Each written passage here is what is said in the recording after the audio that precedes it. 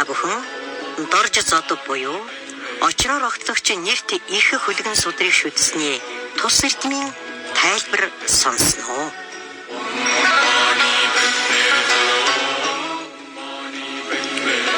Ихэнх сонсогчдоо та бүхэн очроор огтлогч судрын 8 дугаар бүлгийг хүлээн авч сонсноо.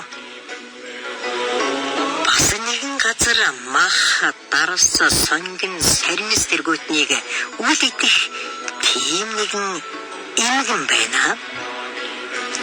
Тэр Бурхны санварыг үргэлж сахидаг.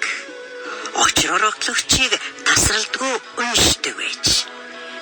Унших цагтаа нүүр гараа угаагаад амаан зайлж биеэ хүчсийн усаар шүршээд ариун цэвэр оронд сууж чим бишиглэр уншдгийн хүчээр хойно төрөл игүүдгсэнд тэр эмэгний хүүр хаана байгаа тэр газар оронд хүчс замдангийн ариун үнэр англан гараад тэр эмгэн амидава Бурхны орон сугваади Янха цэцэгнээс хуйлан төрж хамаг бурхтын орныг тодорхой үзжээ.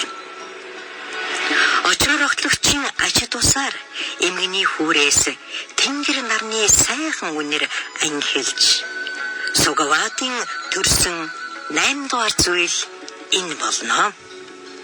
Та бүхэн очроор огтлогч судрын 8 дугаар бүлгийг сонслоо.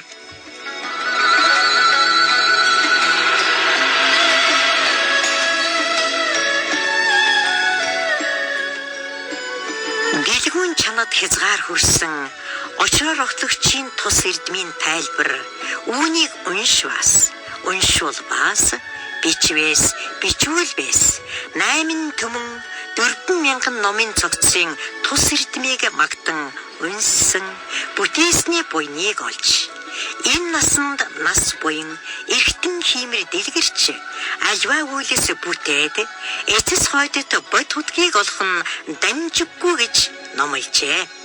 Энэ буйнаар их болсон хамаг амьтан Бурхны бод хөдгийг олох болтугай.